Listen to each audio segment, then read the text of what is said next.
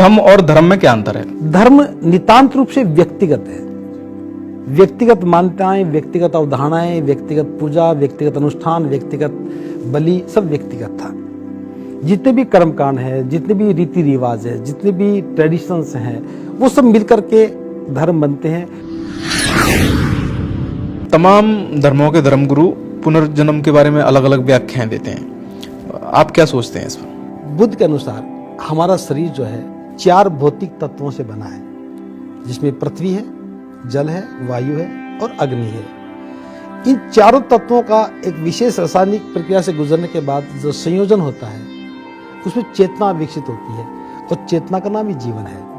तो बौद्ध धर्म में जो पुनर्जन्म की अवधारणा है, ये विशुद्ध रूप से यही है कि तत्वों का पुनर्जन्म होता है, क्योंकि पदार्थ तो चाहिए जीवन बनने के लिए, पदार्थ ही पदार्थ के रूप में कन्वर्ट होता है, लेकिन जो मर गया वो व्यक्ति दोबारा से जन्म लेगा, ऐसा कोई सिद्धांत बौद्ध धर्म में नहीं है।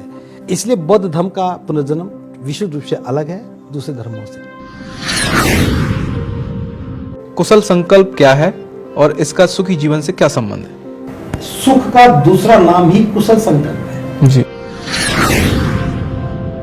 क्या बुद्ध धर्म को विज्ञान की कसौटी पर खरा पाया जा सकता है?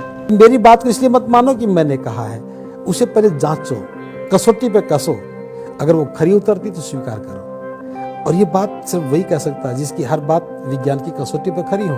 इसलिए बुद्ध की हर बात विज्ञान की कसौटी पर खरी उतरी है, इसलिए बुद्ध के धर्म को वैज्ञानिक धर्म कहा जाता है। क्या भारतीय लोकतंत्र धर्म पर आधारित है? भारत का संविधान पूर्णतः कल्याणकारी है और बुद्ध की शिक्षाओं पर ही आधारित है।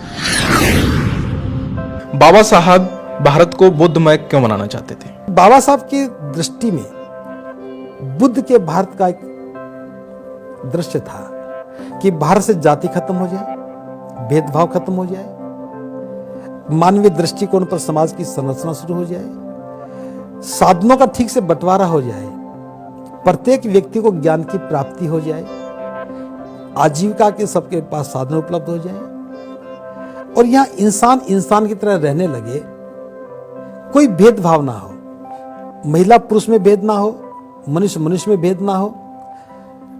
तो ये बाबा साहब की परिसंकल्पना थी।